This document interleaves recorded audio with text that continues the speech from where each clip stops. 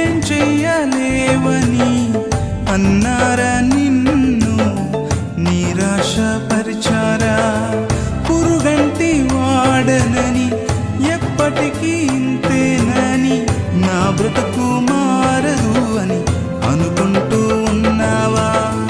నేనున్నానన్న యేసు మాటను మరిచావా? కన్నీరు నాట్యంగా మార్చును చూస్తావా? నేనున్నానన్న యేసు మాటను మరిచావా? కన్నీరు నాట్యంగా మార్చును చూస్తావా?